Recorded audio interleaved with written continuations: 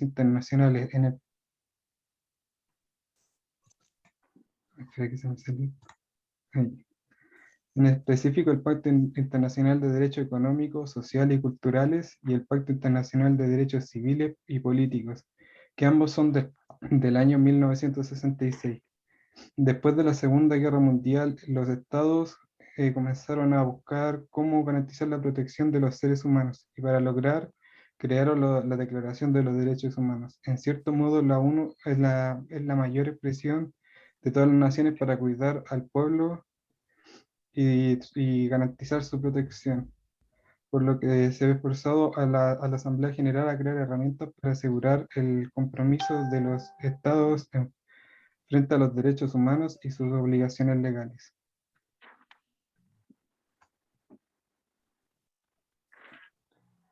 Buenas noches, compañeros. Bueno, un poco para darles una idea de lo que se trata, los pactos internacionales están basados en la Declaración Universal de los Derechos Humanos que emana de las Naciones Unidas.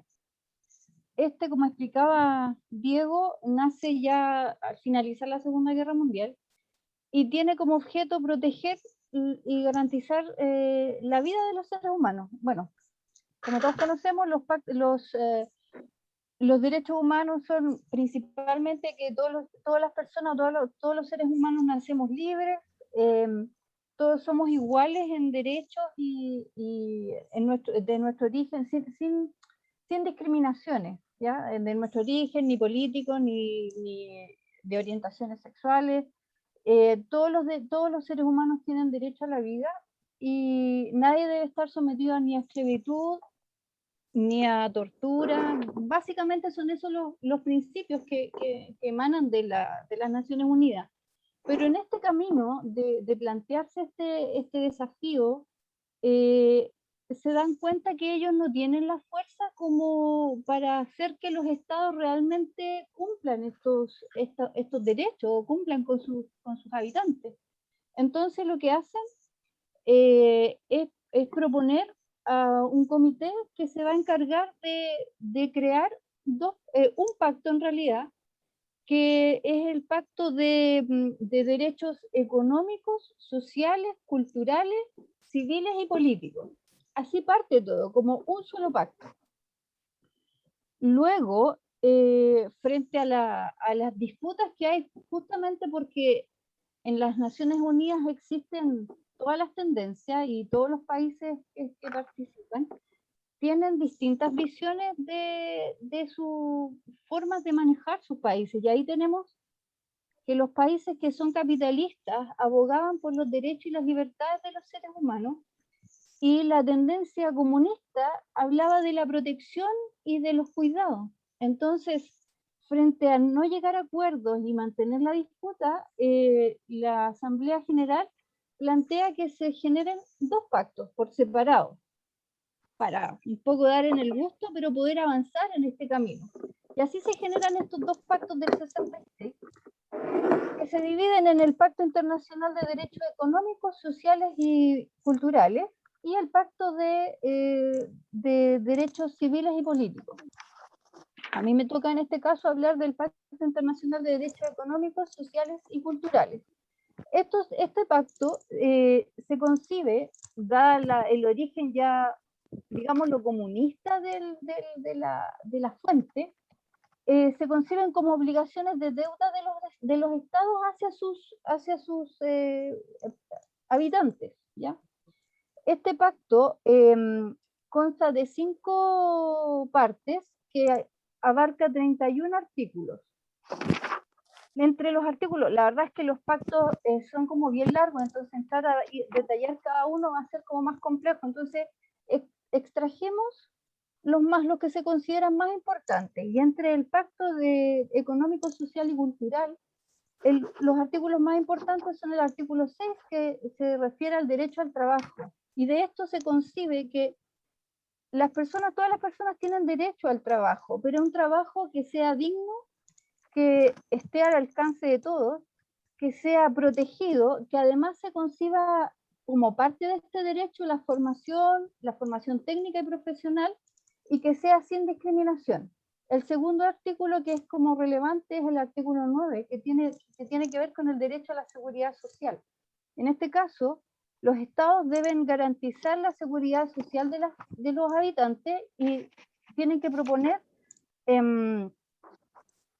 digamos que proporcionar a las personas seguridad social respecto de problemas de salud, de maternidad, de vejez, orfandad.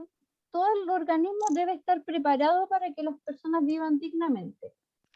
El siguiente artículo es el artículo 11, que le da el derecho a un adecuado nivel de vida, y eso incluye un cuidado importante en lo que es la alimentación de las personas, que no solo sea una vida no solo sea vivir, sino que vivir con cierto grado de cuidado y de calidad, vivienda, alimentación adecuada y cuidados en general hacia las personas por parte del Estado deben garantizar este tipo de cuidados. Jasmine le va a explicar lo siguiente. Muchas gracias. Buenas noches, profesor, compañeros, buenas noches. Bueno, el derecho a la salud es un derecho, según el artículo 12, es un derecho universal sin discriminación, que consiste en el derecho a estar físicamente sano y mentalmente sano, por el cual el derecho consiste en controlar nuestra salud, nuestro cuerpo, nuestra sexualidad, sin estar libres de tortura y evitar, bueno, sin, perdón, me he puesto nerviosa.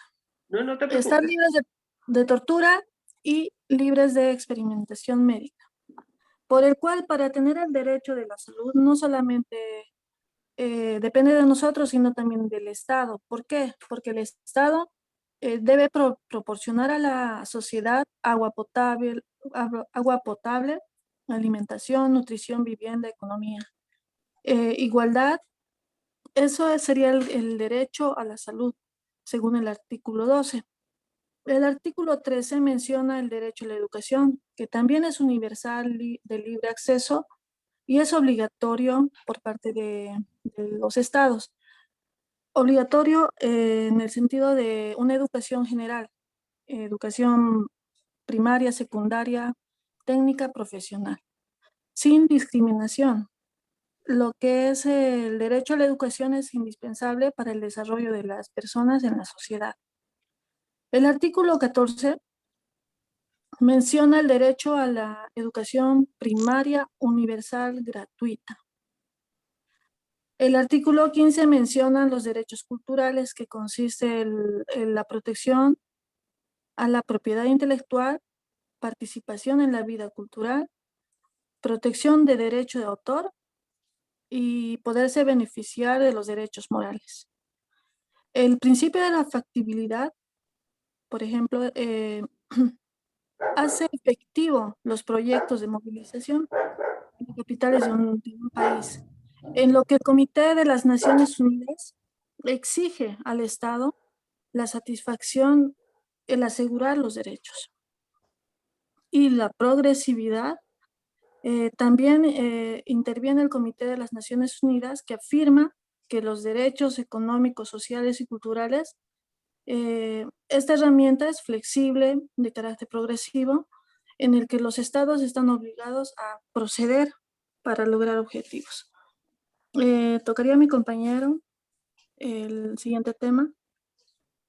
Vamos a hablar de los pactos internacionales de derechos civiles y políticos. Nosotros igual pusimos los artículos que eran más importantes porque eran 53 artículos.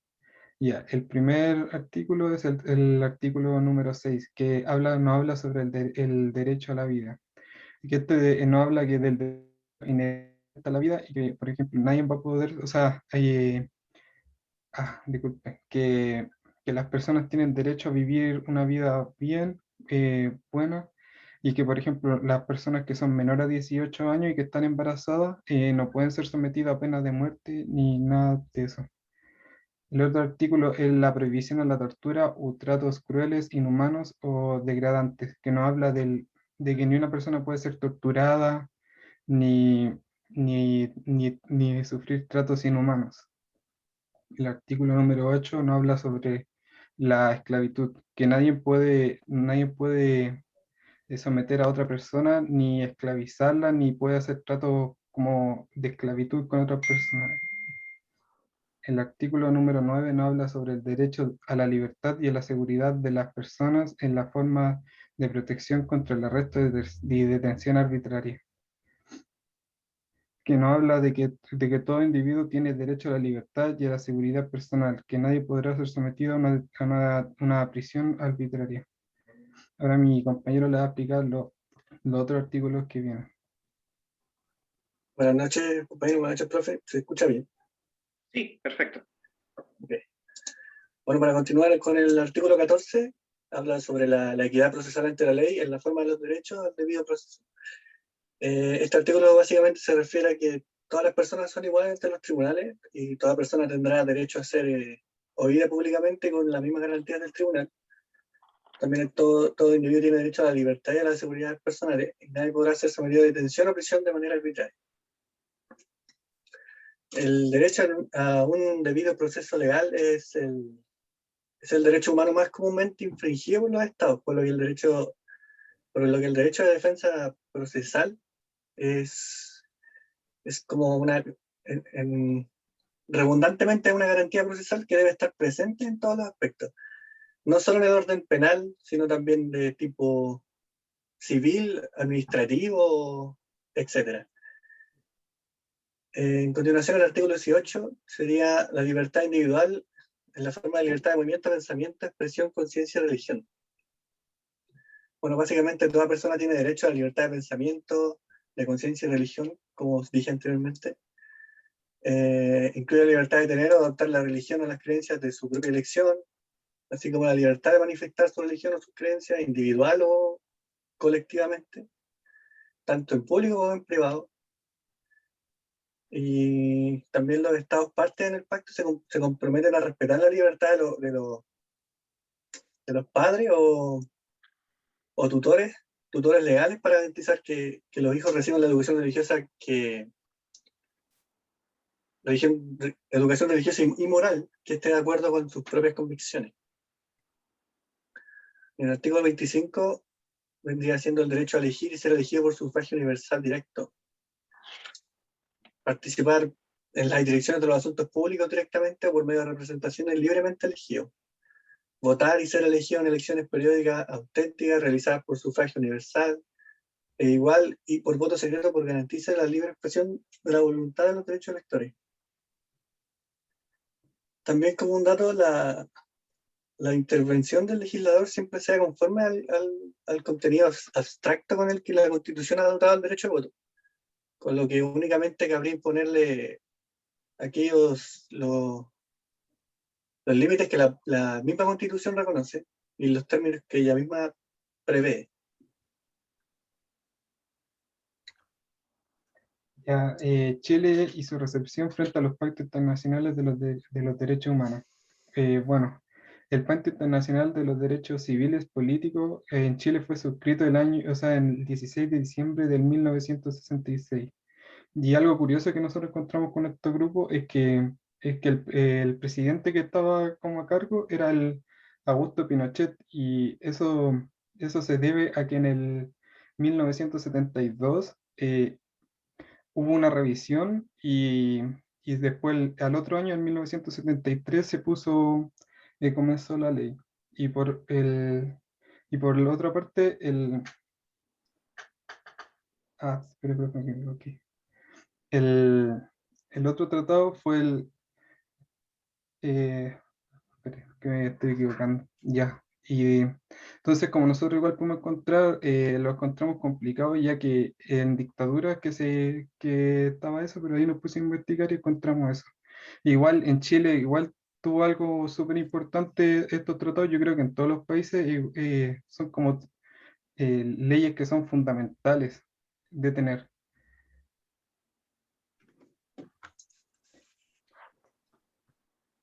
Bueno, como conclusión, como grupo, al final decimos que la creación de estos pactos pasó a ser un aspecto fundamental en el contexto actual, ya que el hecho de que exista un reconocimiento de estos derechos se ha convertido en una necesidad, no solo en los países en vías de desarrollo, sino en los países que ya llevan tiempo practicando estos pactos y en la actualidad ante diversas crisis mundiales de carácter económico, político y social. De esta manera el pacto busca una sociedad que alcance los ideales, que sea capaz de cambiar las desigualdades existentes y ponga a todas las personas, con independencia de sus características particulares, en el mismo lugar, tanto en el aspecto de normas como material, y abriendo puertas para erradicar la discriminación. También, lamentablemente, las Naciones Unidas como organización ha visto su incapacidad para ejercer presión en las naciones que le componen para incluir en su normativa jurídica. Los motivos de los estados para dilatar la aplicación efectiva de los pactos internacionales son diversos. Muchos de ellos se deben a los costos que significa para los países más pobres ejecutar la protección de sus ciudadanos. Pero también se debe a que, como en el caso de Chile, a que sus constituciones presentan vacíos insalvables, las personas y sus derechos apoyados en el documento más importante de la normativa nacional. Esa sería nuestra presentación. Perfecto, chicos, gracias. El trabajo de ustedes está bastante bueno, ya está corregido y mañana tendrán la nota en la intranet. Igual les aviso por correo. Ya, perfecto. Gracias. Sí. ¿Dejo compartir, profe? ¿Cómo? Gracias a usted, profe. Ah, ok, disculpe. Ya, de nada. Perfecto, chicos. Terminamos con las disertaciones. Ya tenemos las notas de el control 1, 2 y 3. Ya tenemos la nota de la solemne 1. Nos estaría solamente faltando la solemne 2. Que la próxima semana, no es la próxima semana nos vamos a juntar a ver la modalidad, cómo se va a hacer. Y se estaría haciendo la semana subsiguiente. Va a ser en 2 semanas, dependiendo cuándo les toque. ¿Ok? Así que la próxima semana no es la solemne, pero tienen que estar todos porque vamos a ver las indicaciones para la solemne. ¿Ya? Vamos a comenzar con lo que sería en sí como materia la última clase. A ver. A compartir la presentación. Camila, no tienes la cámara puesta. Eres la única persona que la pone, que siento que no le estoy hablando a cuadros de negro con nombres blancos.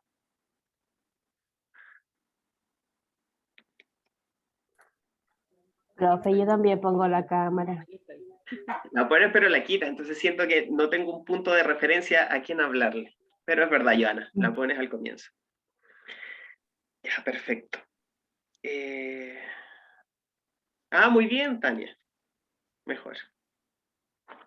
Ahora con tanta cámara capaz se nos cae la reunión de Zoom, pero... ¿Qué es el punto? ¿O dejo la cámara? No se cae, no son tantas personas. Ahí vemos a Carlos que está en su trabajo.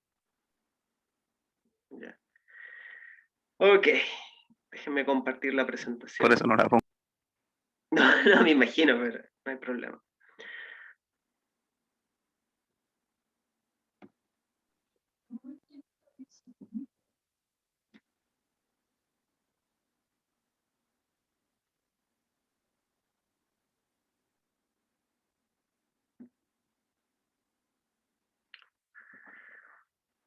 ¿Se ve la presentación?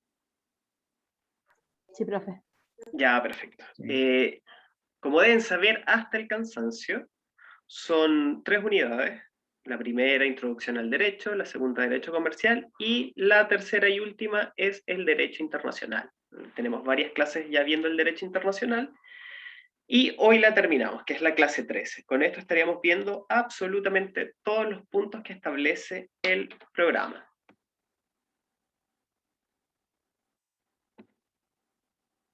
Ok.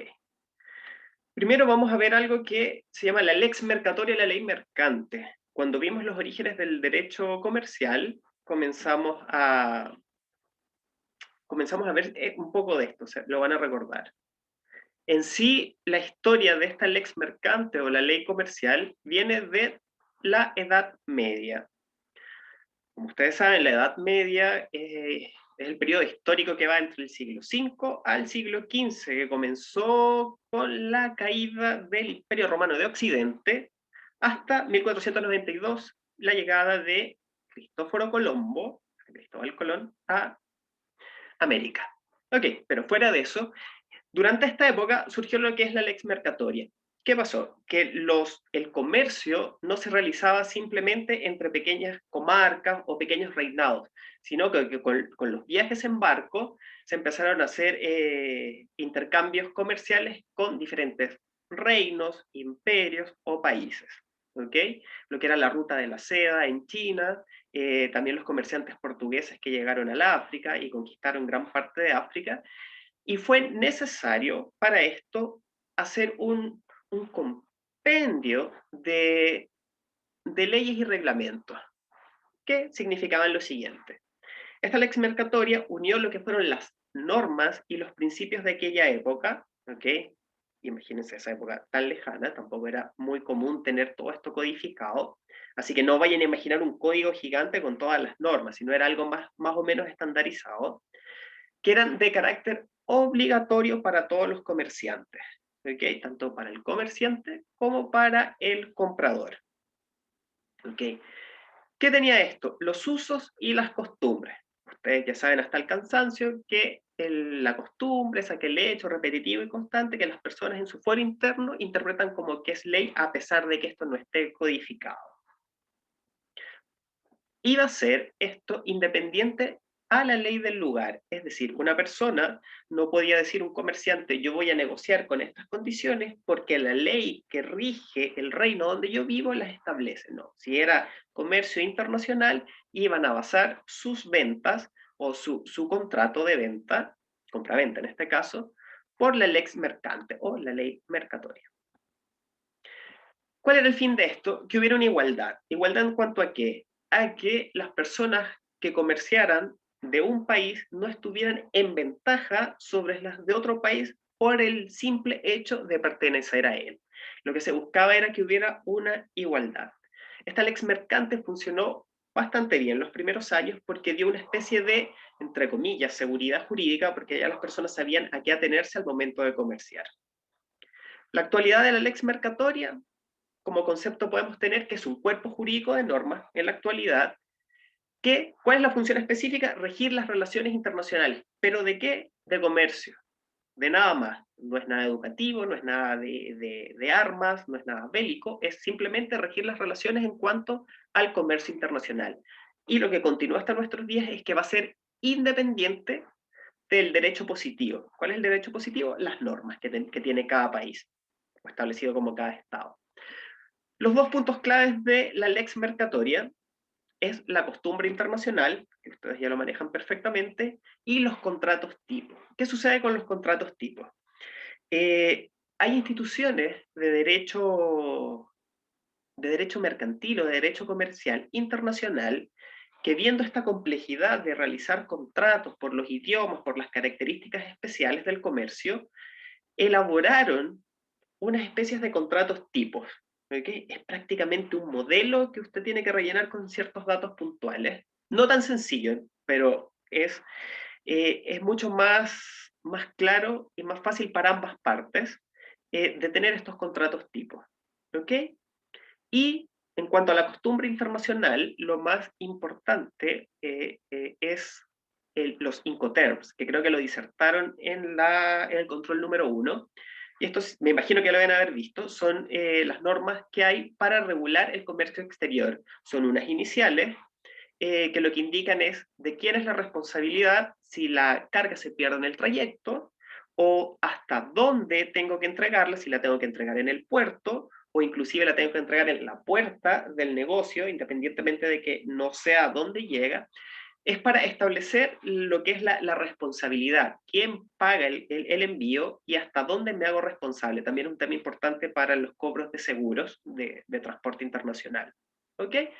Esto, a grosso modo, es la lex mercatoria, que en realidad deben recordar que lo vimos prácticamente todo, algo repetitivo, cuando vimos lo del derecho comercial. Así que vamos al punto final, que sería el arbitraje. ¿Quién me dice qué es el arbitraje? Y No vayan a decir que son aquellos de los partidos de fútbol que sacan tarjetas amarillas o rojas. ¿Qué es el arbitraje? Tienen que haber escuchado hablar del arbitraje. Es someter las decisiones a un tercero cuando existen conflictos. Es decir, si dos partes tienen un conflicto, se someten a la decisión de un tercero imparcial para solucionar el problema. Perfecto, Cecilia. ¿Alguien más? ¿Algo parecido? ¿O todo lo contrario? ¿O todos estamos de acuerdo con el concepto que nos dio Cecilia? Tal vez como un juez, profe. Y no, lo que pasa es que específicamente, Yasmín, juez es la persona que tiene la jurisdicción como tal de ejercer en un tribunal, un arbitraje fuera del tribunal. No, yo estoy con la opinión que dio Cecilia. Ya, perfecto, Porque Cristian. lo explico bien. Vamos a ver brevemente un pequeño concepto de arbitraje, pero antes, ¿qué es el arbitraje? A ver, nosotros sabemos que en los procesos judiciales son procesos largos, onerosos, que se gastan mucho dinero y uno sabe cuándo empieza, pero no cuándo termina.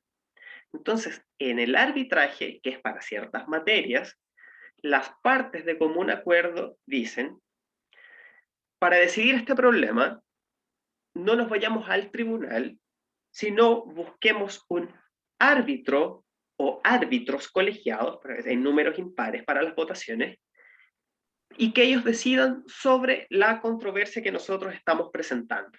¿Ok? Eso es un arbitraje. Dejar en manos de un tercero la decisión sobre un conflicto. ¿Para qué? Para sacarla del mundo de los tribunales. ¿Ok? Vamos a ver más adelante qué materias se puede y qué materias no se puede. Eso es el arbitraje. Ahora, ¿cuáles son las ventajas del arbitraje? En primer lugar, la rapidez. Los procesos judiciales que llegan a los tribunales, especialmente en materia mercantil o materia comercial, usted sabe cuando introduce la demanda que ahí comenzó, ¿ok? O la querella, dependiendo del caso, pero no sabe cuándo termina. Ese proceso puede durar años. Y si usted tiene, mientras están esos años avanzando, usted puede tener la mercancía parada, no gestionando, no teniendo el dinero que necesita. Puede que llegue al final, al punto de sentencia, inclusive con la sentencia se vaya a una corte de apelaciones y la corte decida, tienen razón, la apelación, se retrotrae la causa al estado de citación y vuelve a empezar de cero. Entonces, ¿cuál es la ventaja del arbitraje? Que usted sabe que va a ser una fecha mucho más rápida porque el procedimiento es mucho más corto. El costo es previsible. Si bien es cierto, el arbitraje no es algo económico, no es algo muy barato, porque usted está pagando directamente a estos árbitros o a este árbitro para que decida, a diferencia de un tribunal en el que usted no le paga al juez, obviamente, porque es función jurisdiccional del Estado, pero sí tiene que hacer un gasto en abogados, y a medida que esto se alarga, usted no sabe si va a gastar más o va a gastar menos, o que no sabe exactamente al final del proceso cuánto va a ganar, inclusive puede ser condenado en costas. En cambio, el arbitraje es mucho más caro, o sea, relativamente más caro, pero usted sabe que va a ser este monto y es este monto. No le van a salir al final con una sorpresa de que hay que volver a hacer la causa, hay que volver a retrotraerla, no. Usted tiene un costo previsible. Si usted considera que lo puede pagar, se va al arbitraje. Lo otro es la neutralidad y la flexibilidad. La neutralidad no es comparando con el tribunal, porque el juez también debe ser neutral, válgame Dios si así no fuera. La neutralidad se refiere a que los árbitros también son neutrales, no pueden estar a priori a favor de una parte o de la otra. Y la flexibilidad es que las partes que deciden buscar este árbitro pueden decidir en qué idioma van a litigar, bajo qué jurisdicción o qué leyes se van a aplicar, y pueden ayudar inclusive en establecer el procedimiento en cuanto a los lapsos. Es decir, es más flexible. En cambio, los tribunales no tienen esa flexibilidad. Hay un periodo de apertura, de promoción de pruebas, hay un periodo de evacuación de pruebas. Son lapsos que tienen un término, lapsos y términos, que en la mayoría de los casos usted no puede volver a abrir. Otra ventaja de los arbitrajes es la privacidad. En los tribunales, en la jurisdicción ordinaria, perdón, Pasando aquí. Sí. Sí, yo trabajo los domingos también. Ah, estás trabajando, sí. Sí, ya déjenme silenciar a alguien. No voy a ser que después peleen al profesor y yo estoy escuchando. Ok. En cuanto a la privacidad, les decía que los tribunales, las sentencias son públicas, ¿ok? Excepto en casos de materia penal donde la víctima sea un menor de edad. La mayoría, por no decir la totalidad de los casos de los tribunales son públicos. Las audiencias pueden ser públicas, se puede acceder a la sentencia. En los arbitrajes, las partes tienen la ventaja de que son audiencias privadas y la sentencia, en primer lugar, la sentencia no como tal, la decisión, porque no es un tribunal, se le envía solamente o se le notifica solamente a las partes que están dentro de este arbitraje. Otra cosa es que la empresa que salga beneficiada del arbitraje filtre a la prensa la decisión y esto se haga público. Pero principalmente esto es una decisión que goza de privacidad, solo la van a conocer las partes. Muchas veces las empresas no quieren que todo este litigio por su marca o por cómo lo va a apreciar el resto de la población, prefieren que esto se haga de manera privada y por eso buscan el arbitraje. Otra ventaja es la especialización. Hay materias en que para decidir, más que un juez que conozca del derecho, se necesita un especialista.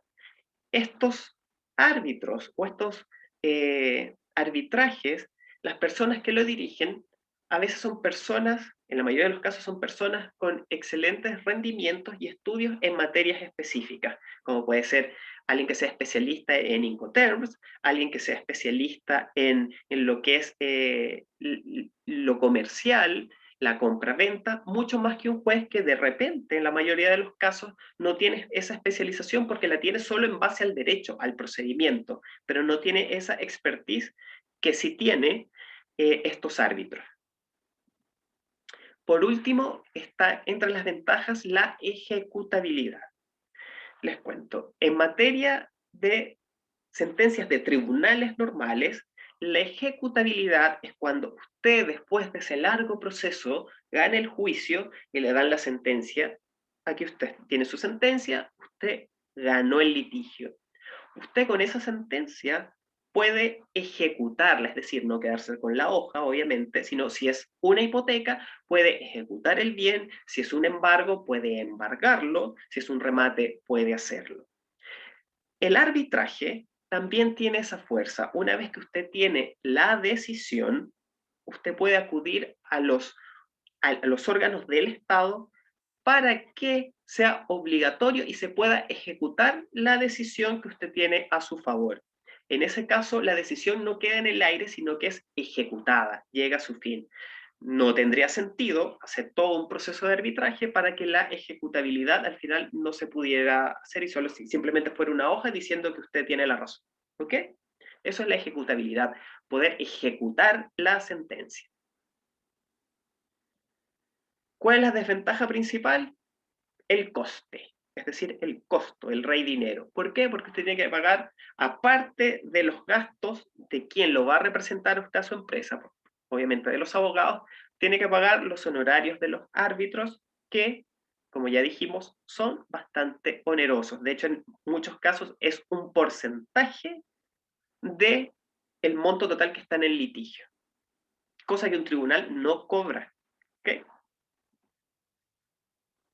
A ver, hay un arbitraje individual versus un arbitraje institucional. como aquí en el arbitraje las partes tienen la facultad de decidir quién va a ser ese tercero, bajo ciertas condiciones, obviamente, pueden recurrir a un arbitraje institucional, es decir, de instituciones especializadas. ¿Okay? Por ejemplo, acá en Chile, la Cámara de Comercio de Santiago tiene esta institución del arbitraje, o pueden escoger un árbitro individual. Por lo principalmente es recomendable, de hecho en la mayoría de los casos se usa un arbitraje institucional por la seguridad que este mismo organismo da. ¿Cuáles serían los puntos importantes del arbitraje? Está lo que se llama la imposibilidad de la apelación. ¿Qué significa la imposibilidad de apelación? En los procesos judiciales normales, sean estos civiles, penales, mercantiles, existe un principio que se llama doble conformidad. Una vez que usted tiene la sentencia, si se apela, necesita que el superior, el tribunal superior, puede ser la Corte de Apelaciones, decida a conformidad con la sentencia o reordene hacer de nuevo la causa. ¿Okay? Esto es lo que alarga el proceso. En cambio, en el arbitraje no se puede apelar. Lo que los árbitros decidieron es cero posibilidad de apelar.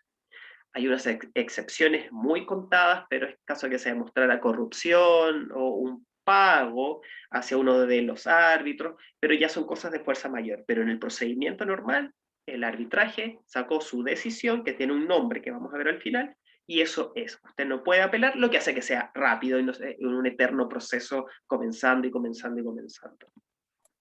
Profe, una pregunta. Sí, Camila. Dijo que en los casos como normales de tribunales existía debe haber una doble ¿qué? Conformidad. De conforme, doble conformidad. Como el que apeló después tiene que esperar como que las dos partes lleguen otra vez a un acuerdo. No, te explico. La doble conformidad es esto.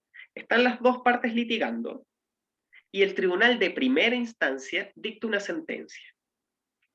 Si esto fuera un arbitraje, ahí se acaba. Pero en los tribunales, la parte que perdió puede hacer un recurso. ¿Qué recurso? El recurso de apelación. Esto sube a la segunda instancia y para que la sentencia quede ejecutoriada, es decir, firme, que digan ya se puede ejecutar, la Corte de Apelaciones tiene que decidir y ratificar la decisión del tribunal de primera instancia. Por eso es doble conformidad. Este tribunal decidió A y la Corte de Apelaciones ratifica ese A. Es como cuando usted quería salir y pedía un permiso de niño a su mamá y su mamá le decía, sí, pero pregúntale a tu papá. Y después tú le preguntas, ahí tenías la doble conformidad. Bueno, no sé si hoy por hoy piden permiso, pero yo soy viejo, en mi época sí se pedía. ¿Ya? Gracias, profe. De nada, Camila. Tenemos el Convenio de Nueva York del año 1958. ¿Qué sucedió en este año? 120 países firmaron el convenio para someterse a este tipo de arbitrajes. Están todos los países de la Comunidad Europea, están los países de Sudamérica, la gran mayoría de países, 120. ¿Esto qué significa? Que en caso de arbitrajes, usted lo primero que tiene que hacer es ver si el país está como adscrito, como firmante de este convenio, y ahí sí puede decir, ya, podemos acudir a un arbitraje. ¿Ok? Y esto te da el derecho de que independientemente donde sea esta causa, donde se esté el punto principal del litigio, una vez que tú tengas la decisión del arbitraje, ese Estado tiene la obligación de ayudarte, es decir, poner los organismos a disposición para que tú ejecutes ese arbitraje. ¿Ok? Es como que se comprometieron con este convenio de Nueva York. Lo otro es lo que acabamos de hablar, el punto anterior, ejecutable, que es que equivale a una sentencia. Si no tuviera esa equivalencia a una sentencia de un tribunal, sería inoperante acudir a un árbitro, porque el árbitro te diría, sí, usted tiene la razón, y la contraparte diría, ya, perfecto, pero oblígame. ¿Ya? Por eso, con este convenio, se hizo que fueran ejecutables. El arbitraje comercial en Chile. ¿Ok? Chile es firmante, obviamente, de este convenio de Nueva York del año 58, pero hasta el año 2004 en Chile no existía una legislación como tal que permitiera a las instituciones en Chile ser árbitros. O sea, Chile podía acudir, pero no podía recibir países o litigios como tal. Bueno, litigios es el término jurídico, pero para usted litiga en tribunales, no litiga en el arbitraje, pero se puede ocupar como sinónimo.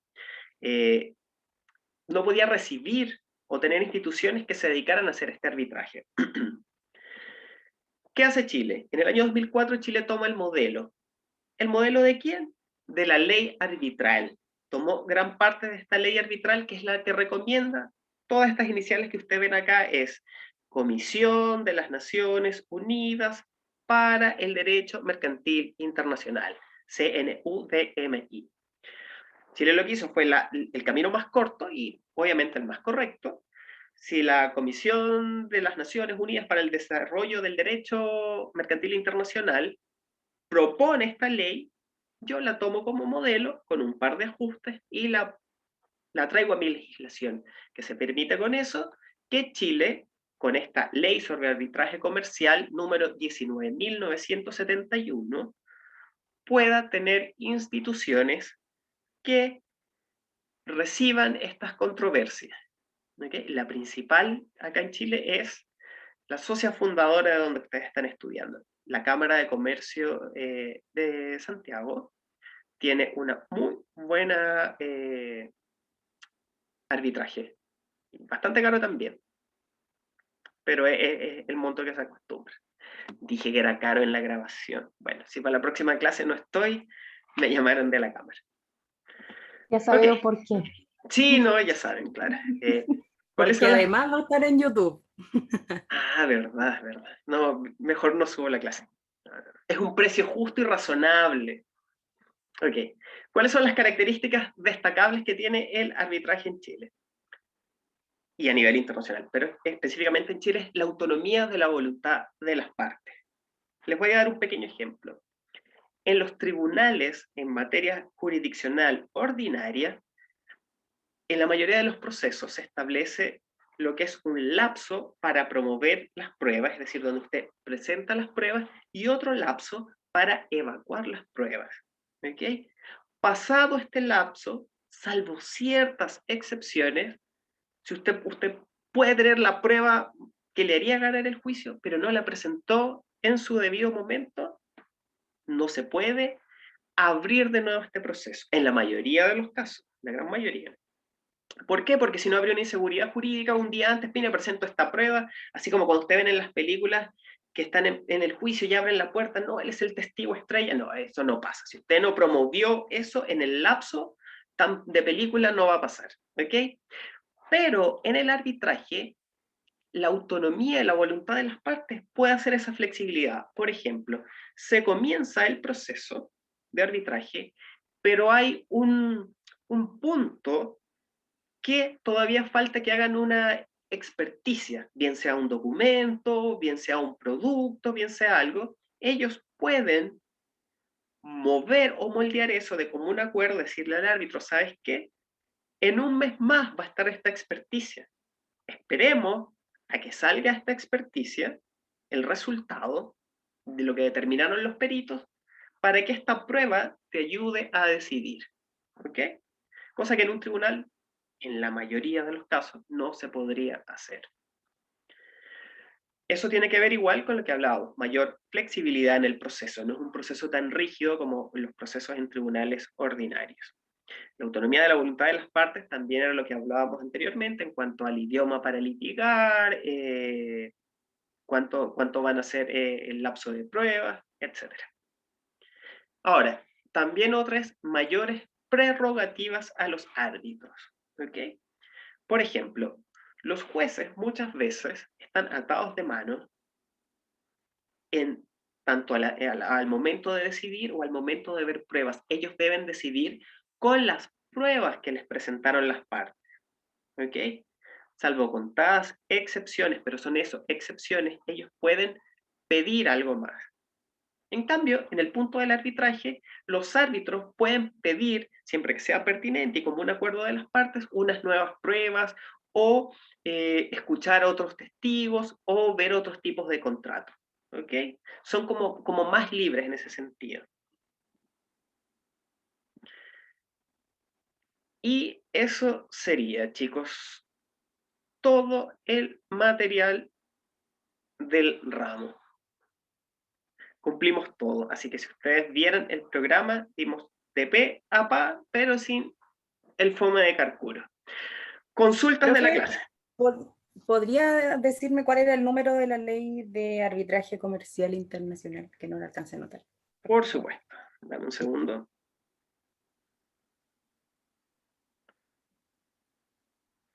$19.971.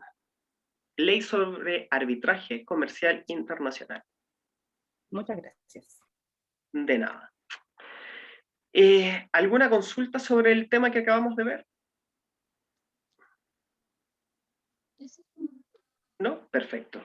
Vamos a hacer unas 5 o 6 consultas. La mayoría de estas preguntas son rápidas. O sea, ustedes van a googlear y van a ver la respuesta. Pero lo que me interesa de que lo vean es que se lo aprendan. ¿Ok? Y una última es solo para que le echen una mirada. Ya les voy a explicar. Ok. La primera pregunta de la tarea es: mencione las principales instituciones de arbitraje comercial internacional que existe en el mundo. Mencione las principales instituciones de arbitraje comercial internacional que existen en el mundo. No es para que se las aprendan, es para que tengan una noción de cuáles son las principales. ¿Arbitraje en el mundo, profe? Sí, Diego. Que existen en el mundo. De arbitraje comercial internacional que existen en el mundo. La Cámara de Comercio Internacional, ¿no suena? Sí, pero por ejemplo son las principales. Hay una que es la Asociación Americana de Arbitraje, por ejemplo.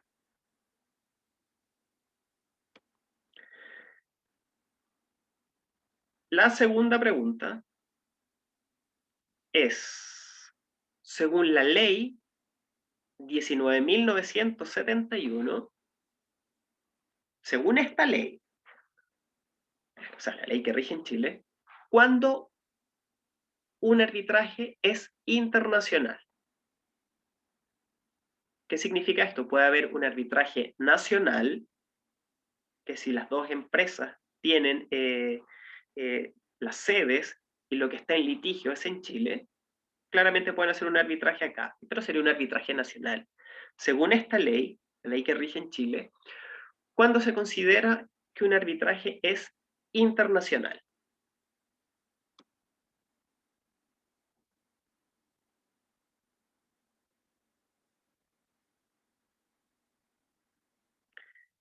Tercera pregunta. ¿Qué es un laudo arbitral? ¿Qué es un laudo arbitral? Laudo es L-A-U-D-O, laudo, tal cual como suena. Esa pregunta la van a conseguir en 5 segundos, pero es que quiero que simplemente asocien lo que es el laudo. Es más que todo algo de terminología. ¿Todos bien? Cuarta pregunta. Son súper cortas las preguntas, así que no van a demorar mucho. ¿Qué es el arbitraje forzoso? ¿Qué es el arbitraje forzoso?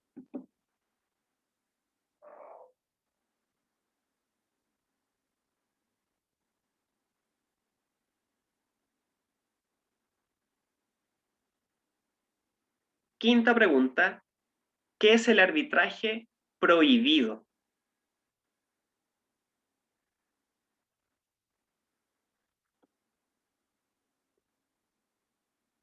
¿Qué es el arbitraje prohibido?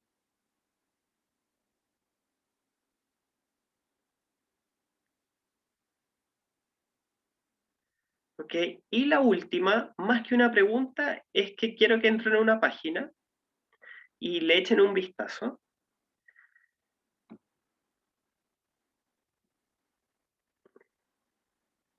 Es para que revisen, lo ponen en Google, de la Cámara de Comercio de Santiago, cuáles son las tarifas para el arbitraje internacional.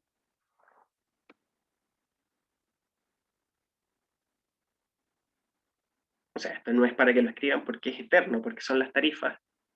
Bueno, eterno no, extensivo.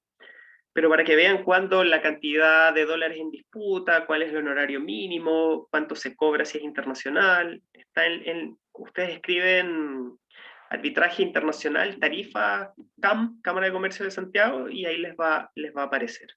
Simplemente para que le echen una ojeadita y me digan qué opinan.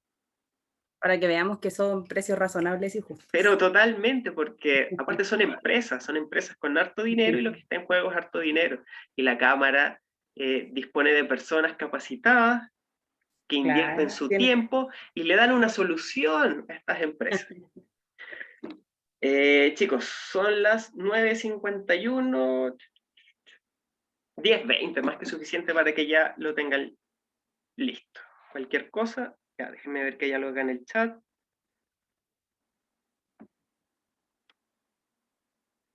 Ah, ya, perfecto, no, era en privado, era para mí. Así que no hay problema. Nos vemos a las 10:20.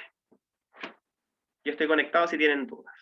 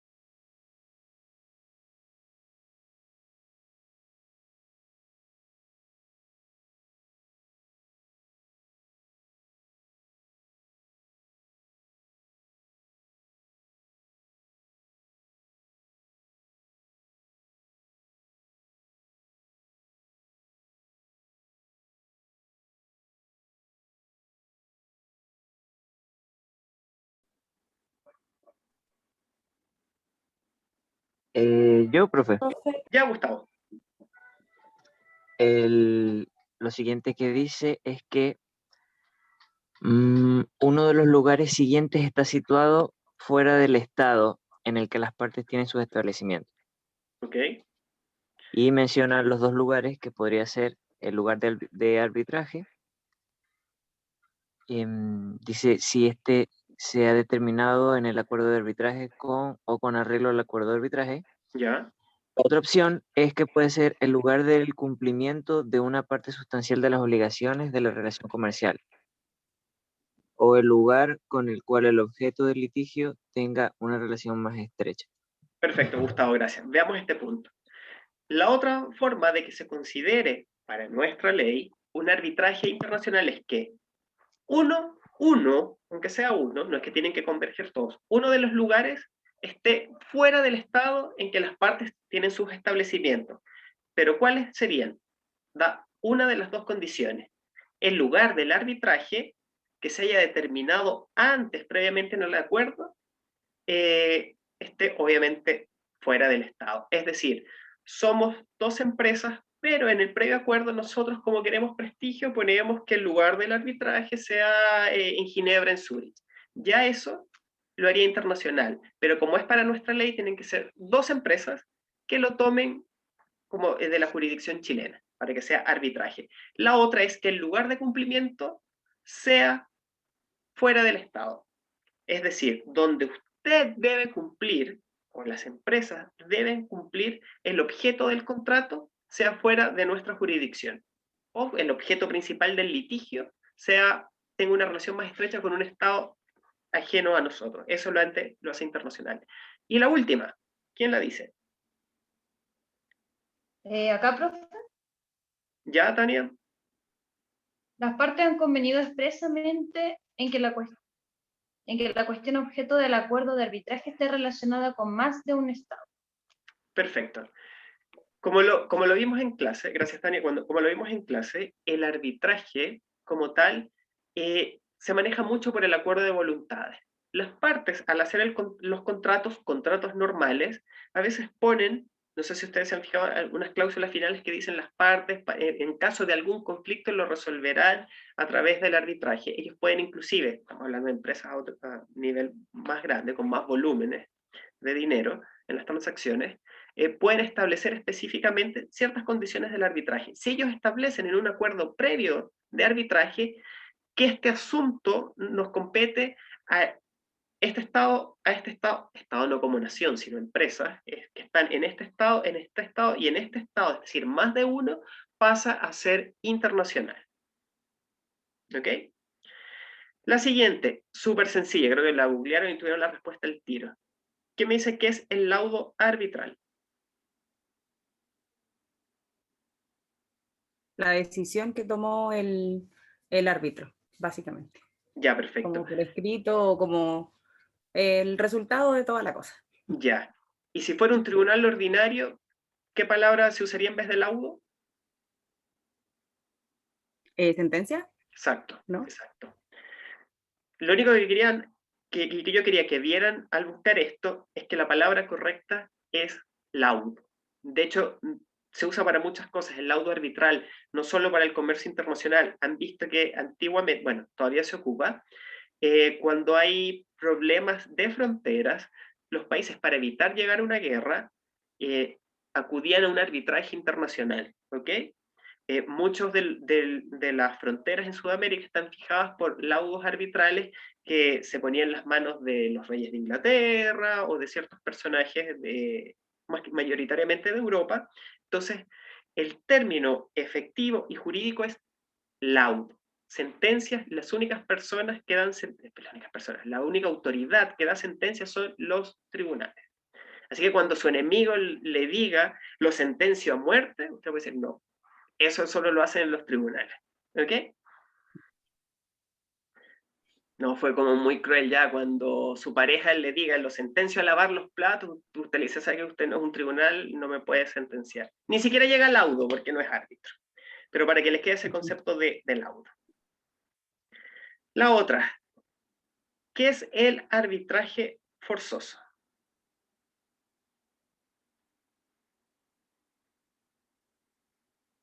Voy a mencionar a ver si... Ya, no responden los que tienen la cámara. Ni Gustavo, que ya respondió. A ver, a la suerte de la olla. No puedo creer que se conectan y se van. De verdad que no lo puedo creer. A ver, Florencia, ¿qué es el arbitraje forzoso? Y ahí los amigos le envían por WhatsApp. Te están preguntando de ti. Mira, Florencia. Debe tener problemas con la conexión. Profe, yo, a ver. Ya, Francisco, cuéntame. Salvaste a los demás, Francisco. Okay. ¿Qué es el arbitraje forzoso? Yo puse que es de tipo excepcional, que prescinde de la voluntad de las partes. Nada más que eso. ¿Ya? ¿Alguien tiene algo más? Dice, se refieren a asuntos que por su complejidad requieren una discusión especial, excluyéndolas del conocimiento de la justicia ordinaria. La necesidad de que el procedimiento sea lo más corto posible obligaría a las partes, por expresa orden de la ley, a excluir a los tribunales ordinarios. Ok, gracias, Cristian. Por ahí va, exactamente. ¿Alguien tiene algo diferente o algo parecido? Bueno, parecido no, algo diferente o algo que complemente la opinión de Cristian. Yo encontré, o sea, creo que podría complementarlo un poco. Dice que en el terreno práctico significa que puede darse el caso que un justiciable no pueda pagar los costos del arbitraje, no existiendo un tribunal distinto del arbitral para conocer de ese asunto, ya que nunca podrá conocer un juez ordinario de ese conflicto, por carecer competencia absoluta por razón de esa materia. Como que el juez no va a saberlo, entonces como que sí o sí necesitan a alguien que esté especializado. Mira, exactamente, y tocaste un buen punto, Camil. Ya, dame un segundo. Vamos primero con lo que sería este arbitraje forzoso. La ley, en algunos casos, por la complejidad del asunto, son los menos, de verdad que son los menos, porque por lo general la ley quiere que todo se conozca con los tribunales. En algunos casos dice, ¿sabes qué? Esto va a ser muy complicado para que un tribunal, con un juez de una jurisdicción ordinaria, decida. Entonces, ellos mismos hacen que las partes vayan a buscar un árbitro. Puede ser en casos de convenciones o conflictos de negociación colectiva, que los puede ver directamente arbitraje, en algunos casos sumamente complicados en cuanto a reparticiones de ciertas herencias, ciertos peritajes. Pero sucede el punto que tocaba Camila. Para muchos estudiosos, jurisconsultos, dicen que esto puede ir en contra de acceder a la justicia. ¿Por qué? Porque usted va al tribunal con mucho esfuerzo, contrata a su abogado, y la ley al final le dice, ¿sabes qué? Esto está un poco complicado, vayan a un arbitraje. Entonces la pregunta sería, ¿y quién lo paga? ¿Quién lo paga? ¿Ya? Hay fundaciones y asociaciones que ayudan dependiendo del caso, pero se hace sumamente oneroso y sumamente complicado si estas fundaciones no te ayudan y no ayudan a todos. Entonces, para muchos estudiosos dicen que esto es una denegación de justicia del Estado. Pero el Estado también se lo saca el punto diciendo, pero es que es demasiado complicado. Si tú quieres una justicia más efectiva, justicia no entendida como tribunal, sino justicia de lo justo, de dar a cada quien lo que se merece, busca un arbitraje internacional. Perfecto. Ya, viene el árbitro. Ya, disculpa. Sí, cuéntame. Pero de ser así, no sería, si lo que necesitan es alguien capacitado y que sepa realmente los puntos a tratar, podría contratar los mismos jueces y hacerse, como se puede decir, una consultoría a estos árbitros. Y podrían guiarse por esta información. Pero Claro. claramente se está lavando de mano al decir que lo haga otro. Claro, mira. Tienes razón en parte en verlo desde ese punto de vista, pero vamos a contextualizarlo un poco. A ver, ¿cómo les explico? Estos casos de arbitraje forzoso son los menos y cada vez van más en desuso. No es que usted se va a hacer un simple acto y el tribunal tira, vaya arbitraje, porque los arbitrajes crecerían y los tribunales perderían cierto poder. Son los menos. Segundo, lo que tú dices es, claro, efectivamente, pueden nombrar a un perito, a un experto, pero ¿qué pasaría? Primero, ¿quién lo paga? ¿Ok? Segundo, le estarías dando a un tercero fuera del aparato jurisdiccional la decisión de decidir, la oportunidad de decidir, pero dentro de su mismo tribunal. O sea, tú, Tania, que eres experta, vas a decidir en el tribunal sin ser juez. O sea, eso sería poner el derecho patas arriba. Porque tú eres un tercero ajeno a la función jurisdiccional del Estado. Entonces ya sería como apaga y vámonos, o sea, ya cada quien entra a decidir al tribunal, serían como como tener un tribunal en una plaza pública. Pero sí entiendo que podría parecer como una solución, pero en realidad generaría más conflicto, porque después ya, tú decides como experto dentro, y aquí me estoy yendo ya en la profunda, decides como experto dentro del tribunal, entonces yo puedo apelar esa decisión. ¿Y quién conocería de la apelación a una decisión que dé un experto o un árbitro? Subiría eso al tribunal de segunda instancia, y el tribunal de segunda instancia te diría, ¿sabe qué? Yo soy incompetente, yo reviso decisiones de jueces, no de expertos. Así que traería más problemas la decisión, pero es buen análisis el tuyo. Se entiende más. Es como pedirle al papá que decida en la casa. El de los ejemplos que da usted. Ah, claro, claro. Por lo que ven, en tu casa decides tú. Matriarcado. Gracias, profe. Ya. De nada, vamos con la otra pregunta. ¿Qué es el arbitraje prohibido? A ver a quién veo por acá. Vamos a despertar a alguien, ¿sí? A ver. Y eso que el lunes lo tienen ahora feriado. Ay, escribió la Florencia, profe, tiene un buen motivo. ¿Ah, sí? Ah, ya. Ah, mira, sí, acá apareció y me respondió. Profesor, si estoy acá, no puedo hablar porque tengo a mi hijo durmiendo al lado. Ah, ya, perfecto. Esta respuesta tengo del arbitraje.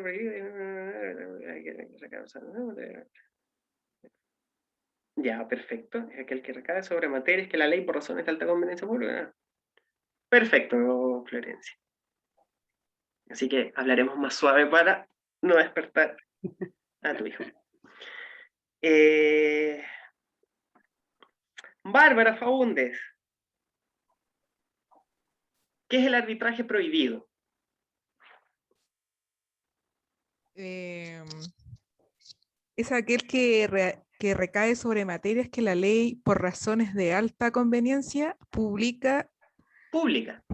Sí, conveniencia pública o interés general social. Impide someter a la decisión de jueces y árbitros. Jueces árbitros, sí, eso mismo. Gracias. Perfecto, Bárbara.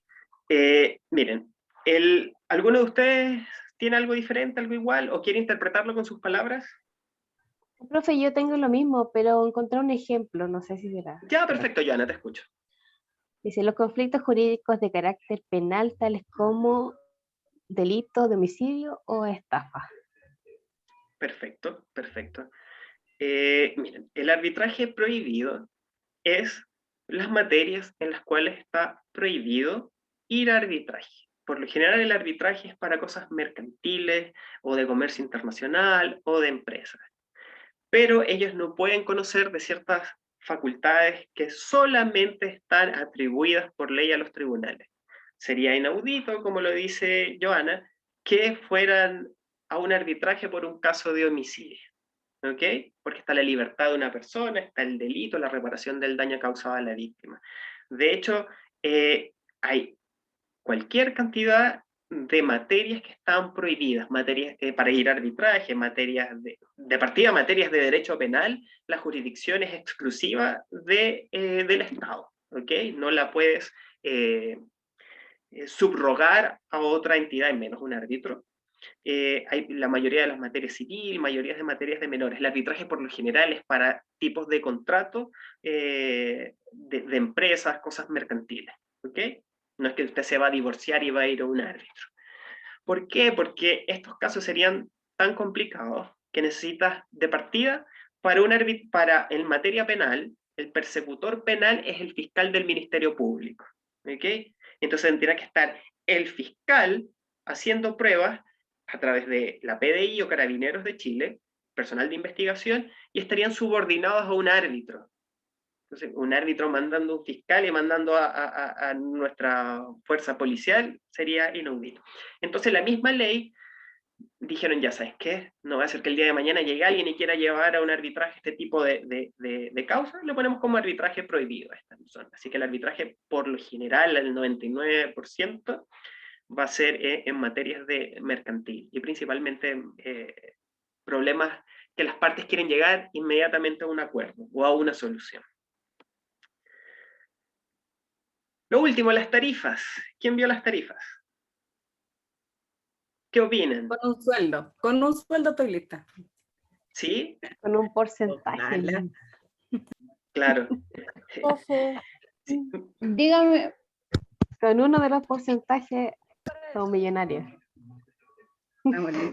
Claro, no, pero es que... ¿Para qué invertir? Claro, si se dan cuenta, en el arbitraje internacional, bueno, el otro nivel, a medida que aumenta el monto, disminuye el porcentaje, pero es simplemente visual, porque el monto a pagar obviamente va a ser mayor. No es lo mismo un 1.75% de $50.000 a un 0.85, que pareciera ser menos, pero de $400.000, ¿ya? Y de partida, no sé si llegaron hasta abajo que dice de la tarifa inicial, hay que partir depositando $2.500 en algunos casos. Como que sin eso ni siquiera van a darle la opción de intentarlo. Deposita esto y conversamos. Ya, de hecho, aparece al tiro datos de transferencia, la transferencia de las tasas administrativas deben ser pagados a nombre de...